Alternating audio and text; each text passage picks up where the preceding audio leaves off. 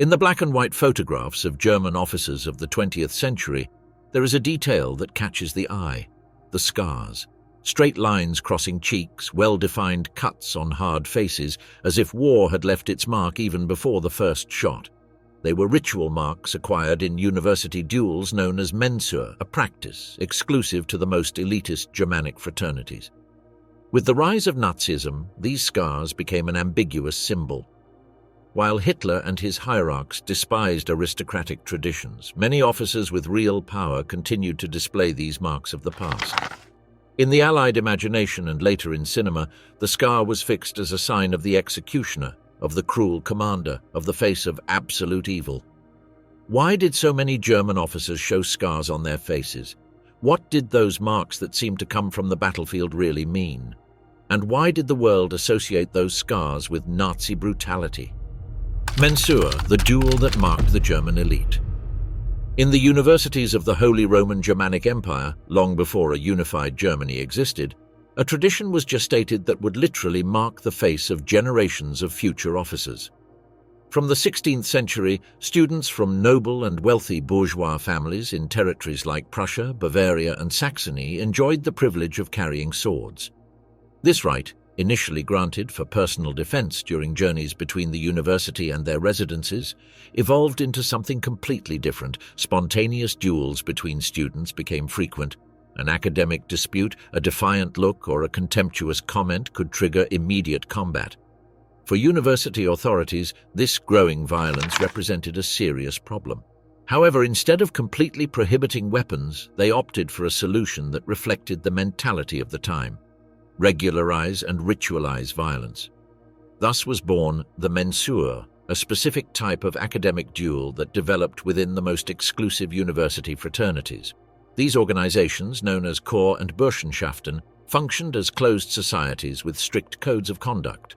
Not any student could access them. Adequate social lineage, economic solvency, and, crucially, the disposition to submit to a system where pain, discipline, and obedience were central formative elements were required. The Mensur was radically distinguished from other types of duels. The participants were placed in a fixed position separated by a specific distance called Mensurabstand, approximately 1.5 arms extension. They could not move, dodge, or retreat. The protocol demanded remaining completely immobile with head erect and eyes open, regardless of the proximity of the enemy's steel. The weapon used was the Mensurschläger, a straight single-edged sword designed specifically to make clean and controlled cuts. Its construction was carefully calibrated to cause visible superficial wounds without causing lethal damage. Most cuts were directed toward the opponent's left cheek due to body position and the laterality of the dominant hand. The duelists used partial but deliberately incomplete protective equipment. They wore a padded vest, a metal glove on the non-dominant hand, throat protection, and special glasses called Pockbrill that protected the eyes without covering the cheeks. This selective protection was intentional. The face had to remain vulnerable for the duel to fulfill its symbolic purpose. Each combat was supervised by a specialized referee, the Obmann, who controlled the rhythm, verified compliance with the rules, and decided when to interrupt the action. Two assistants, the Sekundanten, protected their respective duelists and could intervene in case of emergency. The presence of a fraternity doctor was mandatory, in charge of providing immediate attention and suturing the resulting wounds. The duels were organized in brief rounds called Gänge, which lasted between 20 and 30 seconds. During these intervals, both duelists executed a rapid sequence of offensive movements, generally between 3 and 5 thrusts directed at the opponent's face. After each round, the damage was evaluated and it was determined if the combat continued. The most notable thing about the Mensur was that there were no winners or losers in the traditional sense. The objective was not to defeat the opponent or demonstrate technical superiority. The real purpose was much deeper: to prove the capacity to maintain composure in the face of imminent danger. It was a character examination, where the true triumph consisted of remaining immutable while a sharp blade was directed toward the face. The preparation focused more on mental training than on the development of swordsmanship skills. Candidates practiced self-control exercises, learned to maintain constant breathing under pressure, and developed the discipline necessary to not instinctively close their eyes before the attack. This psychological preparation was considered more valuable than any combat technique. The fraternities saw this practice as a tool of selection and formation. Only those capable of facing steel without retreating were considered worthy of belonging to the group. The logic was clear. If a man could not remain calm before a sword, how could he be trusted for important decisions in professional, political, or military life? This practice extended through the most prestigious universities of the Germanic world.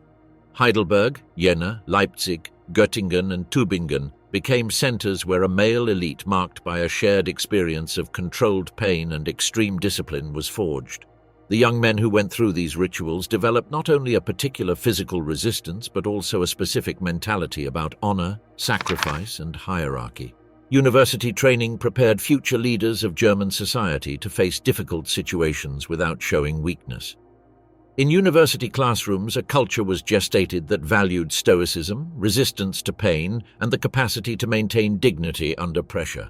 These values, forged in the Parkboden of the fraternities, would accompany these men throughout their professional lives. The scar of the Reich, the myth of the marked face.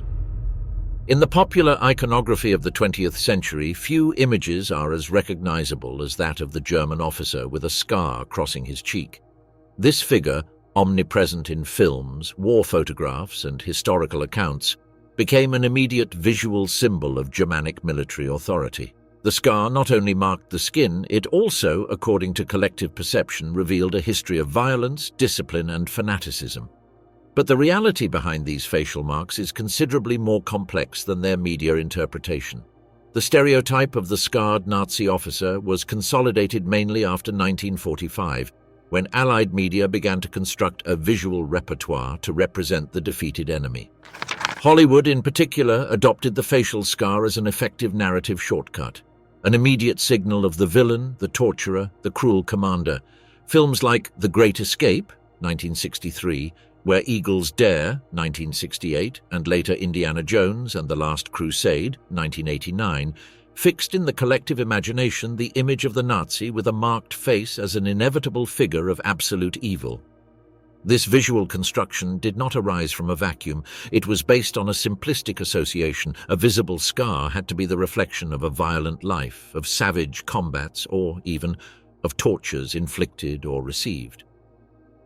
For the general public, a German officer with a wound on his face could only mean one thing: brutality.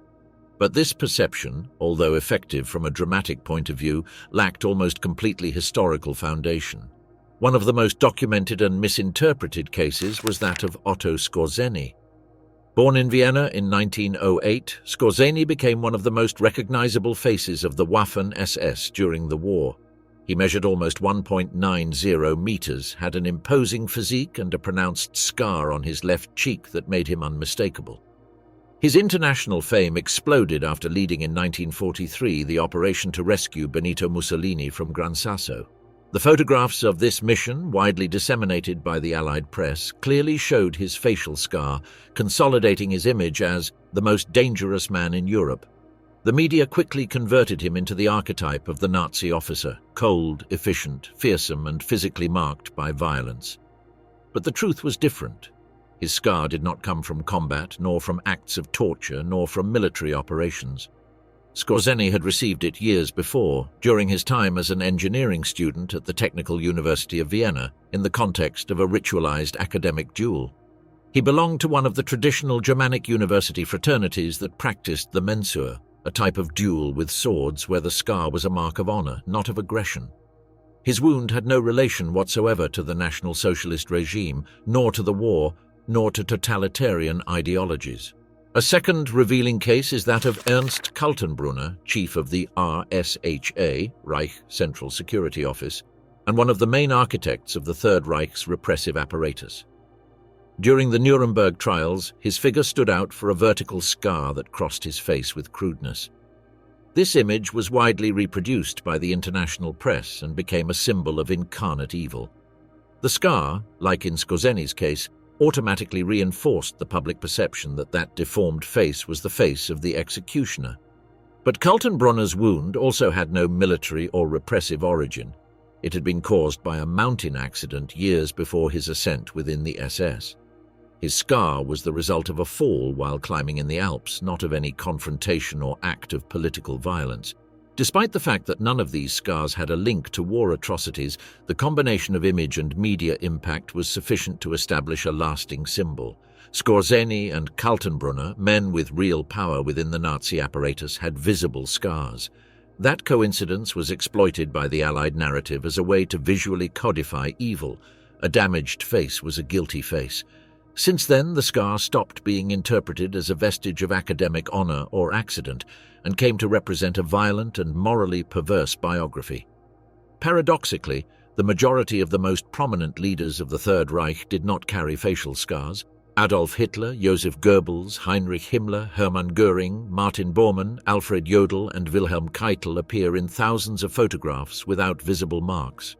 None of them was wounded in student duels or ever displayed a schmiss as a distinctive. In reality, many of them despised traditional aristocratic customs like the Mensur, which they associated with the decadence of the old imperial order.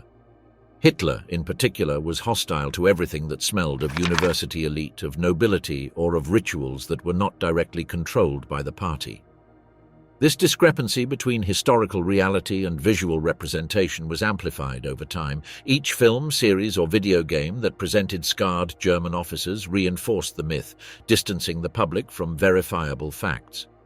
Facial scars became a mandatory aesthetic code to represent evil. Context, documents, proven crimes were not necessary. The mere presence of a wound was enough to signal guilt. This visual convention fulfilled a practical function. In a medium like cinema, where characters must be recognizable in seconds, a visible scar simplified the spectator's task. It was a direct symbolic language. No dialogue or narrative development was needed. The face spoke for itself. The scar thus became a kind of trademark of the antagonist, like the pirate's eye patch or the serial killer's claw. This phenomenon also reflected a generalized ignorance about 19th-century German academic culture. Outside Germany, few knew that scars could be the result of strictly regulated student rituals, practiced for decades by law, medicine, and engineering students. In external perception, the distinction between Prussian university aristocracy and the Nazi regime was non-existent. Everything merged into a homogeneous image of militarist authority, of cruel discipline, of reactionary past. And yet that confusion was historically unsustainable. Nazism represented a rupture with the old order, not its continuity. While the scars of the Mensur were symbols of belonging to independent university elites, National Socialism promoted a new ruling class based on ideological fidelity and blind obedience.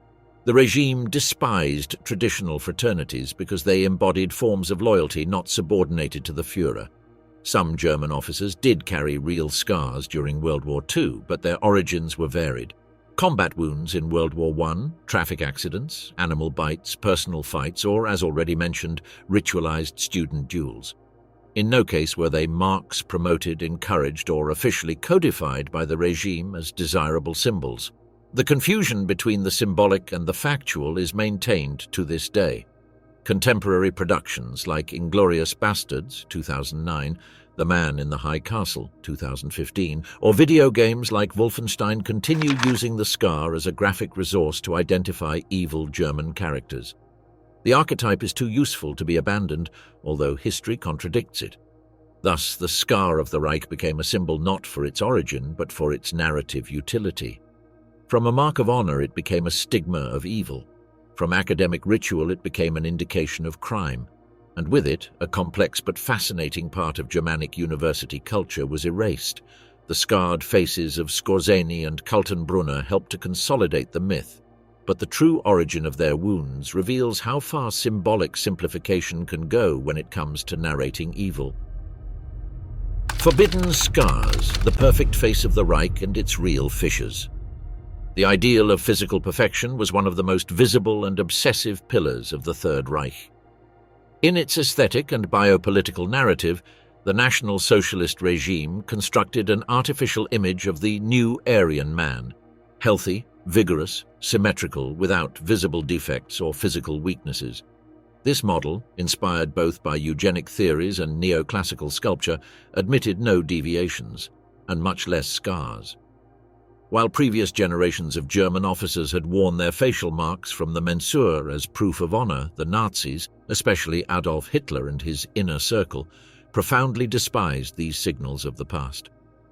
The new visual order of the Reich demanded intact faces, functional bodies, and a physiognomy that reflected racial purity and corporal discipline. Scars, whether ritual, accidental, or from war, became imperfections that threatened absolute control over the image of power. Adolf Hitler, who never participated in university duels or suffered visible wounds during World War I, established an aesthetic canon very different from the old Prussian militarism. Under his leadership, the party promoted an iconography where leaders appeared impeccable, wrinkle-free uniforms, erect postures, symmetrical faces. Any visible scar was carefully avoided in official portraits and propaganda photographs. Even among the SS, theoretically an elite of combat, Aryan physical features were privileged before any sign of corporal sacrifice. Visible marks were considered incompatible with the pure racial ideal. Joseph Goebbels embodied this contradiction with special intensity. Despite having been one of the most powerful figures of the regime, his body was far from the Aryan model. He had a severe limp in his right leg, product of a childhood osteomyelitis that left him with a notable difference in length between both extremities. His right foot was shorter and deformed, which forced him to use elevated orthopedic shoes and walk with a notorious asymmetric movement. However, Goebbels obsessively controlled his image. Official propaganda photographed him almost always from the front, immobile, or seated, avoiding showing his difficulty walking. In the visual narrative of the Third Reich, the propaganda minister had a smooth face, secure bearing, dominant expression. His disability was systematically erased from the public imagination. The censorship of imperfection was so strong that even the war-wounded, initially exalted as soldiers of sacrifice, were gradually removed from the visual spaces of power. As casualties increased and military hospitals filled with mutilated, the regime limited their public exposure. Facial scars, visible prosthetics, and amputations began to remind the population of something that propaganda could not control: the fragility of flesh.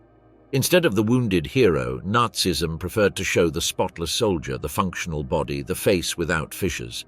However, war and reality did not respect symbolic constructions. Some of the most notorious internal enemies of Nazism were precisely figures with real, visible, and indelible physical scars. The most paradigmatic was Claus von Stauffenberg.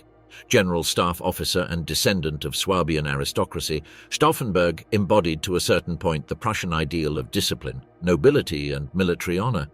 But during the North African campaign in 1943, he suffered an air attack that changed his life forever.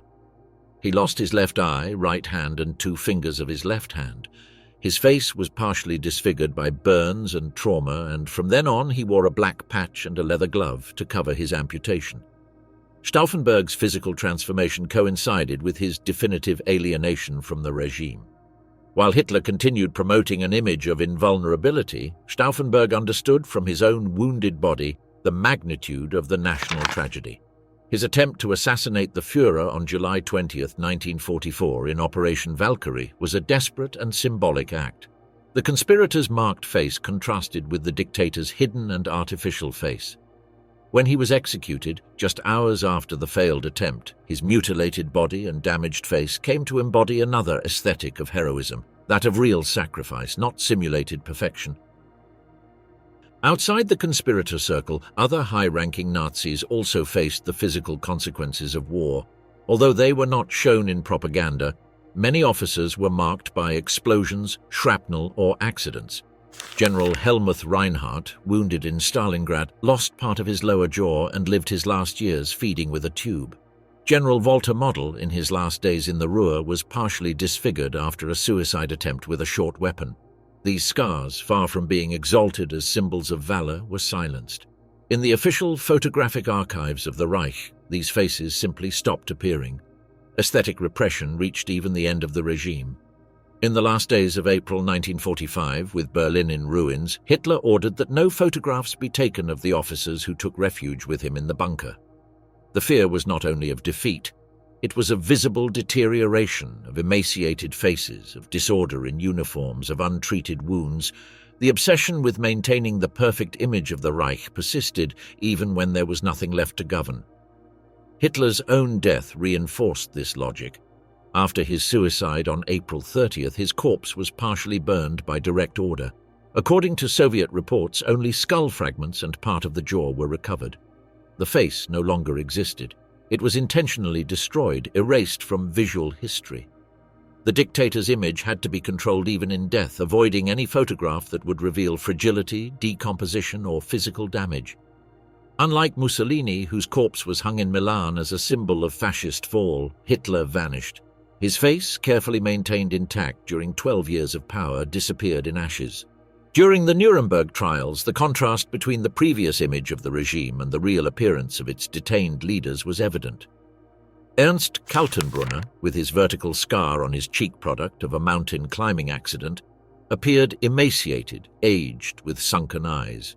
Hermann Göring, once a symbol of opulence, showed a swollen and sweaty face, reflection of his morphine addiction. Wilhelm Keitel, always straight in official photos, trembled during the hearings with visible stains of hematomas on his wrists after interrogations. The cameras could no longer avoid the defects. For the first time, the world saw the Nazi hierarchs without filters, without retouching, without masks. And in that new collective face, wrinkled, deteriorated, sometimes wounded, the image of the perfect Aryan dissolved. While the regime lived, visible scars were erased, censored, or made invisible. But in the end, when propaganda could no longer dictate the image of power, real marks emerged. In the faces of conspirators, of the defeated, of suicides, and of the judged, another truth was imposed, that the body did remember, that the face did speak, and that unlike the Aryan myth, history is not always symmetrical, smooth, or perfect. Cut of honor, the obsession with the perfect scar. In German and Austro-Hungarian society of the 19th and early 20th centuries, few physical marks generated as much pride as the Schmiss. This facial scar was not seen as a deformity or a mark of violence, but as an insignia of masculine honor so valued that some men went to extraordinary extremes to obtain it. The typical Schmiss appeared as a clear line that crossed the left cheek, generally in a diagonal direction from the area near the ear toward the corner of the mouth. Its specific shape depended on the angle of the cut during the duel, but the location was consistent due to the mechanics of combat. The right-handed swordsman, attacking frontally, naturally directed his blade toward the left side of his opponent's face. The depth and visibility of the scar depended both on the original duel and the subsequent treatment. Many duelists did not leave the aesthetic result of their wound to chance. Specific techniques existed, transmitted within fraternities as specialized knowledge, to guarantee that the mark would be sufficiently prominent and permanent. One of the most widespread practices consisted of provoking controlled infections in the fresh wound. Immediately after the duel, while the cut was still bleeding, some duelists deliberately applied substances that retarded normal healing. Non-sterilized instruments were used to touch the wound, appropriate medical care was avoided, and mild irritants were applied to maintain inflammation. The objective was to prevent the skin from closing cleanly and uniformly.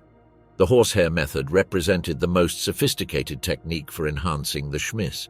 This practice required introducing several horsehairs inside the wound before the healing process began. The hairs acted as foreign bodies that generated a constant inflammatory response, preventing the edges of the cut from joining correctly. After several weeks, when the hairs were carefully removed, the wound had acquired a more irregular and deep shape, with a darker coloration than the surrounding skin. The application of this technique required certain informal medical knowledge. More experienced students taught novices how to insert the hairs without causing serious complications, how to maintain the wound in the optimal inflammatory state, and when to remove the hairs to obtain the best aesthetic result. This knowledge was transmitted orally as artisanal knowledge within the student community.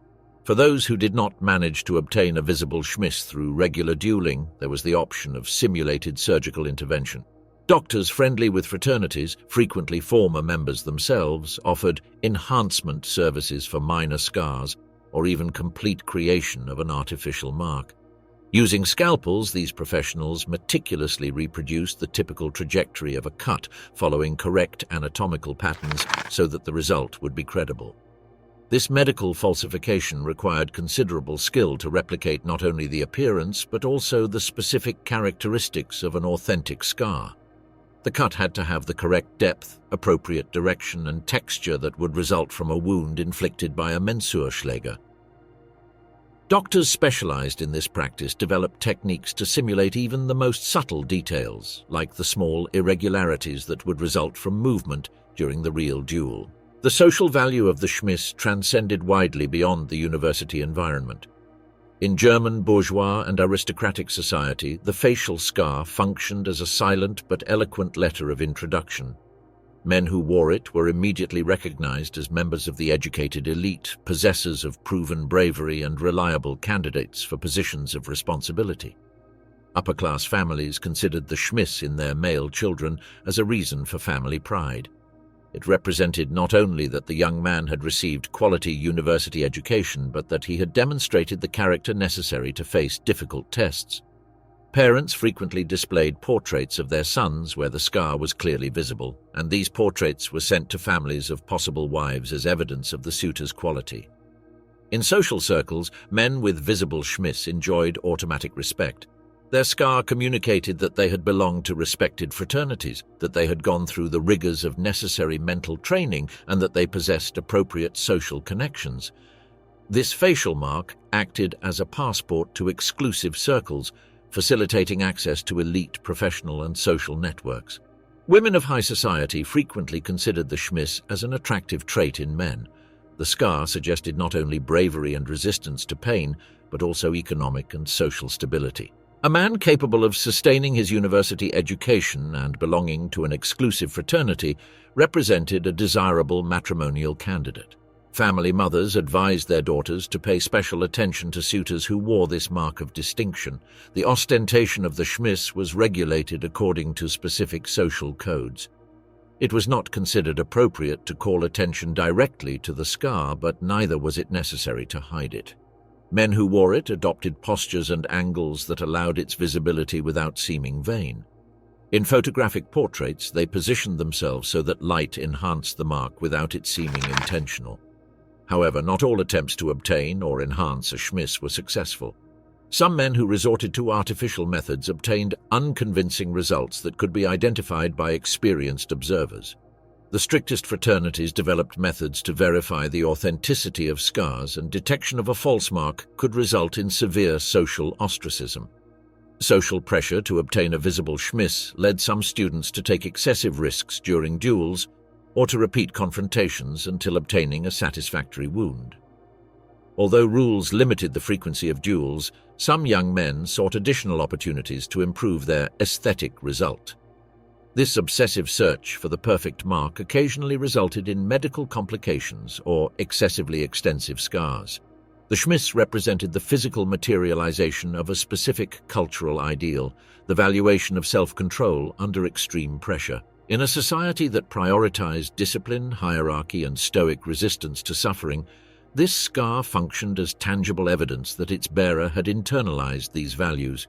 It was a symbol that transcended words and declarations, offering immediate visual proof of character formed according to Germanic elite ideals. The face of command, scars that spoke louder than medals. The transition from university classrooms to military barracks in 19th and 20th century German society created a natural bridge between traditional academic culture and the army's command structure. Officers who had gone through student fraternities carried with them not only their facial scars, but also a specific mentality about leadership, discipline, and authority that would significantly influence German military culture.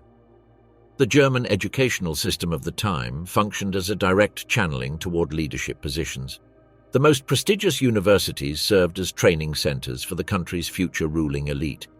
Students who graduated from these institutions possessed not only higher education, but also social connections and training in self-control that prepared them for authority roles. When these graduates entered military service, they carried with them a visible mark of their previous formation. The Schmiss functioned as a silent but eloquent credential within the military hierarchy. For subordinates and superiors alike, The presence of an authentic facial scar communicated specific information about the officer's background, university education, belonging to exclusive circles, and direct experience with the discipline of controlled pain. This facial mark acquired particular significance in the military context due to conceptual connections between previous academic training and the demands of military leadership. An officer who had demonstrated capacity to remain immobile while a blade was directed at his face possessed, according to the logic of the time, the qualities necessary to maintain calm under enemy fire and to make difficult decisions without showing weakness before his troops. The Prussian army, and later the German army, especially valued these qualities of self-control and stoicism. Prussian military tradition emphasized the importance of the officer's personal discipline as the foundation of his authority over subordinates. A commander who could not control his own emotional reactions could not be expected to maintain effective control of his men during combat. Officers with academic duel scars frequently occupied positions of particular respect within the military structure. Their colleagues implicitly recognized that these men had gone through a specific form of mental resistance training. This previous experience distinguished them from officers who had entered the army directly from civilian environments or who came from social strata without access to traditional university education.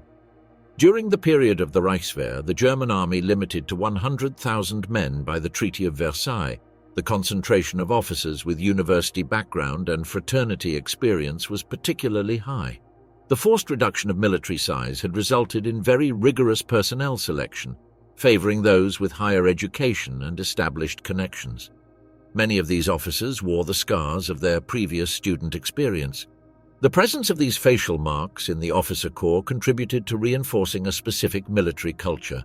Traditional academic values, resistance to pain, emotional control under pressure, group loyalty and respect for hierarchy, naturally aligned with traditional military training principles. Scarred officers frequently transmitted these values to their subordinates, perpetuating a mentality that emphasized personal toughness as the basis of effective leadership. The Wehrmacht of World War II included officers of very diverse origins. While some came from the traditional university tradition and could wear academic scars, the majority had been formed within the educational and military system reorganized by the Nazi regime. New officers, especially those rapidly promoted during the military expansion of the 1930s, frequently lacked traditional university background and, therefore, associated facial marks. The presence of facial scars among certain officers created a complex dynamic within the military structure. On one hand, these marks could generate automatic respect based on their traditional association with valor and discipline. On the other hand, they could also be interpreted as symbols of an antiquated elite, especially by younger officers formed entirely within the National Socialist system. This tension reflected broader conflicts within German society between traditional institutions and the Nazi revolution. Officers with fraternity university background represented continuity with the imperial and aristocratic past, while Hitler's regime promoted ideals of social renewal and meritocracy based on ideological loyalty instead of traditional educational background. Despite these tensions, practical military functionality frequently prevailed over ideological considerations.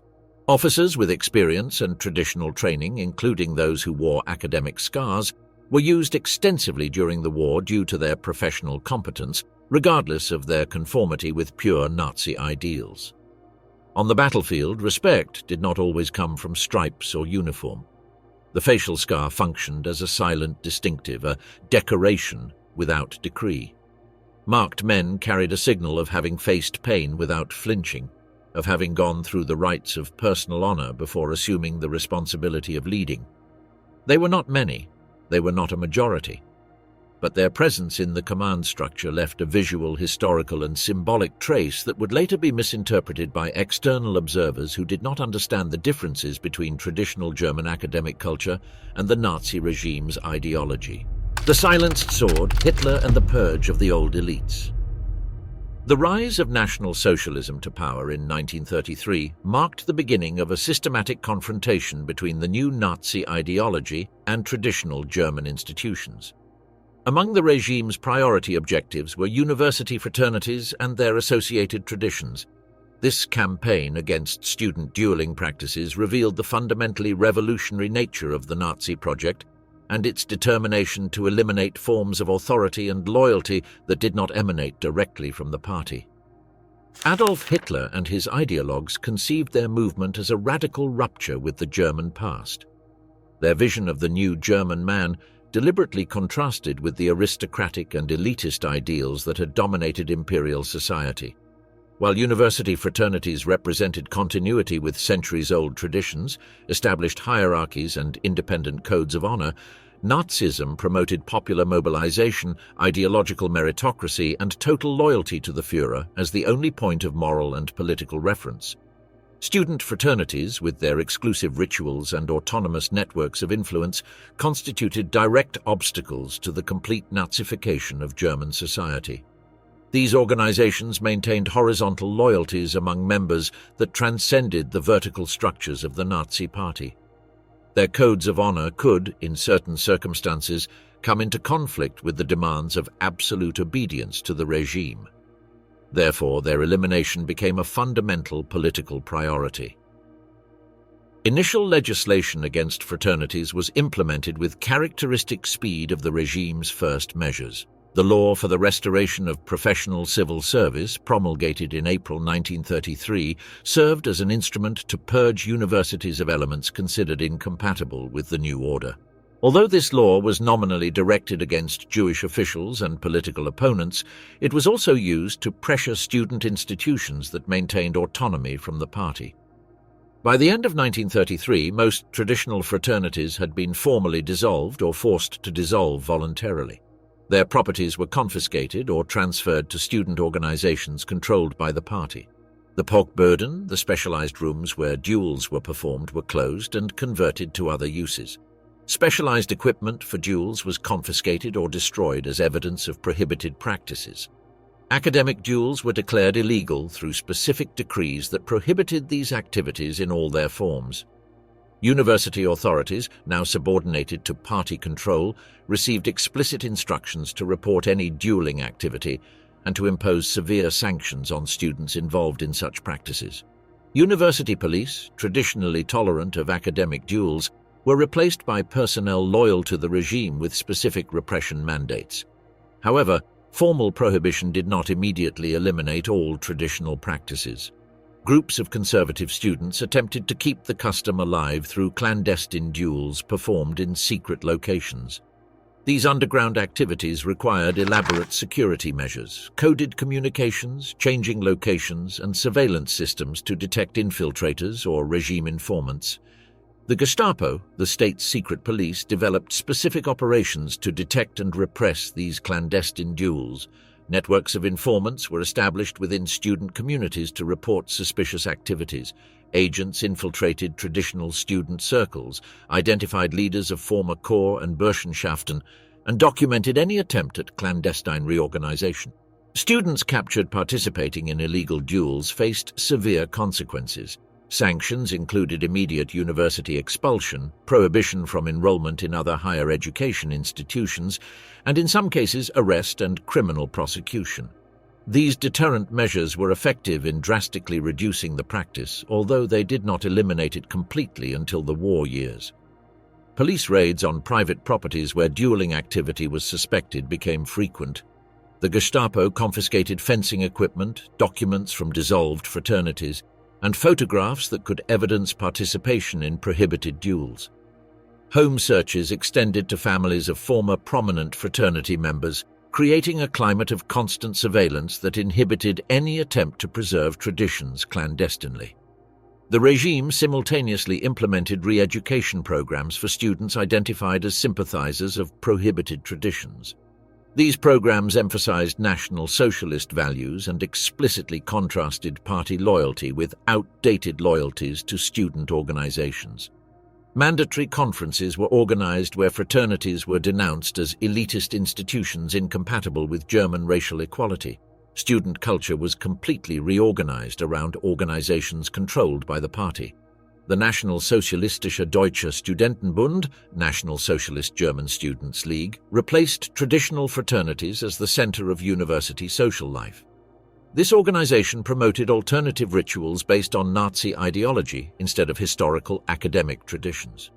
New student rituals emphasized collective activities instead of individual tests of valor.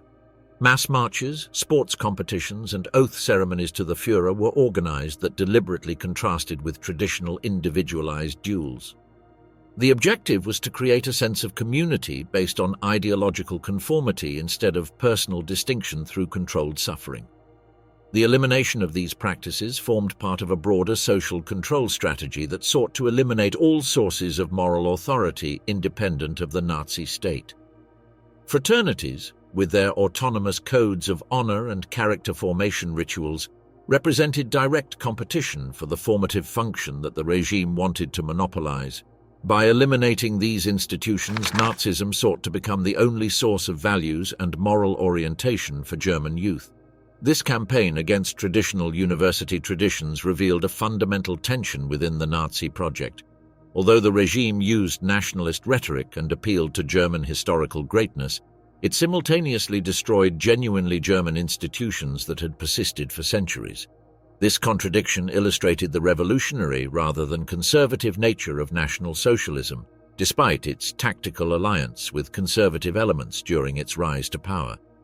Resistance to these measures was limited but persistent. Some former fraternity members attempted to preserve elements of their traditions by adapting them to new circumstances. Secret codes, meetings disguised as ordinary social events, and communication systems that allowed maintaining contact among dispersed members were developed. However, these efforts were progressively dismantled by intensified state surveillance. The outbreak of World War II in 1939 accelerated the final disappearance of clandestine practices. Massive military mobilization dispersed student communities, while war priorities reduced resources available for activities considered non-essential. Young men who would have participated in academic duels were recruited for real combat, effectively eliminating the demographic base for the continuation of these traditions. The Nazi prohibition had lasting consequences that extended beyond the regime's period. The interruption of more than a decade in the transmission of these traditions broke the cultural continuity that had kept these practices alive for centuries. When fraternities were eventually restored after 1945, they had to reconstruct rituals and procedures from the fragmentary memory of surviving members instead of a continuous tradition. This forced rupture also permanently altered the social perception of traditional practices. What had been a respected and socially valued activity before 1933 emerged after 1945 as a historical curiosity associated, incorrectly but understandably, with the Nazi period due to its suppression during those years. Nazi propaganda against fraternities had managed, paradoxically, to link these traditions with the regime that had prohibited them. The disarmed scar from real duel to modern simulacrum. The history of the German Schmiss did not end with the Nazi prohibition of 1933, nor with the end of World War II in 1945. Its subsequent trajectory illustrates how a centuries-old tradition can survive political repression, adapt to new social realities, and finally transform into a practice completely different from its historical origins. When Allied forces occupied Germany in 1945, they found a country devastated not only physically but also culturally. Traditional institutions had been destroyed or corrupted by 12 years of Nazi regime. Universities in particular needed complete reconstruction, new professors, new programs, and a new student culture that would definitively break with the past. Traditional fraternities that had practiced the Mensur faced a double problem. On one hand, they had been prohibited and persecuted by the Nazis, which theoretically gave them legitimacy as victims of the regime.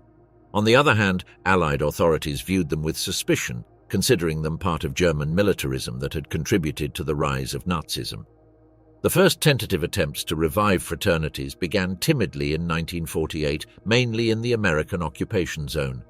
However, the few students who attempted to re-establish traditional practices faced hostility from both university authorities and other students.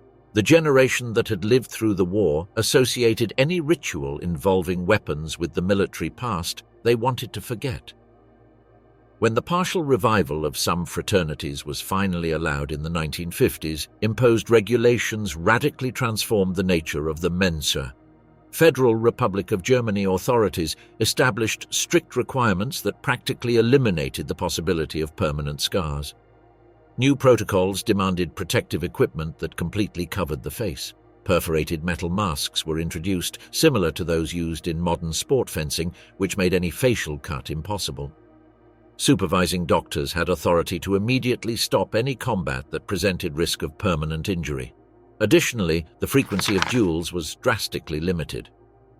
While in the 19th century, a student could participate in multiple Mensuren during his university career, new rules restricted the practice to specific ceremonial occasions, frequently no more than once per semester for each fraternity.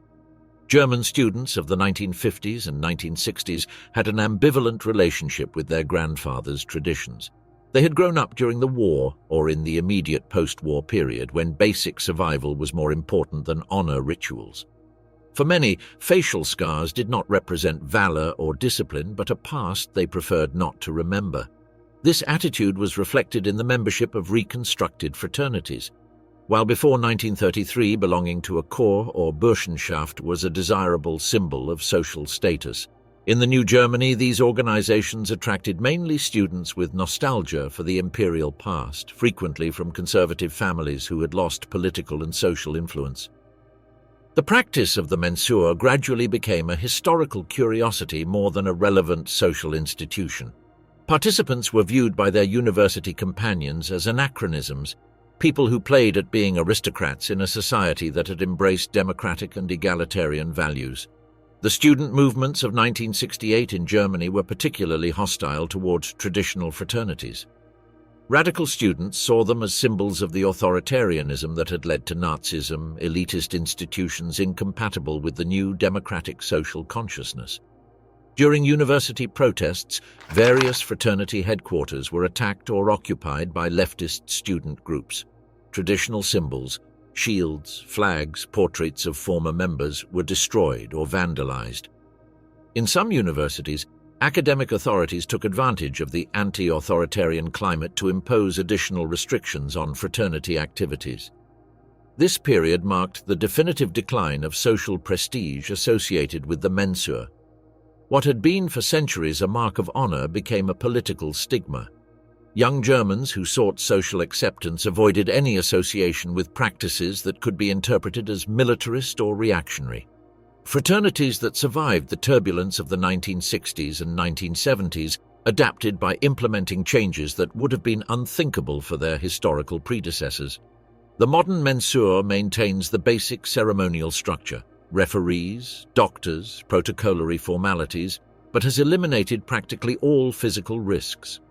Contemporary protective equipment includes integral polycarbonate transparent helmets that completely cover the head and neck. Gloves extend to the forearms, and padded chest protectors are used that protect the torso.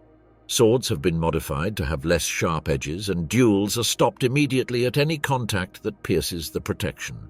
Works like those of Hans-Georg Balder on German student fraternities and Ruth Weiss's studies on imperial university culture exhaustively documented that the Mensur had been prohibited and persecuted by the Nazis, not promoted by them. This academic research began to gradually correct the erroneous perceptions perpetuated by popular culture. However, these academic corrections had limited impact outside specialized university circles. The popular image of the Nazi officer with scar had acquired a life of its own in international media culture, independent of its historical accuracy. Today, approximately 300 fraternities in Germany, Austria, Switzerland, and Poland maintain some form of practice related to the traditional Mensur. However, these organizations operate in a social context completely different from their historical predecessors. The total membership of all these fraternities does not exceed 15,000 students, a minimal fraction of the contemporary German university population.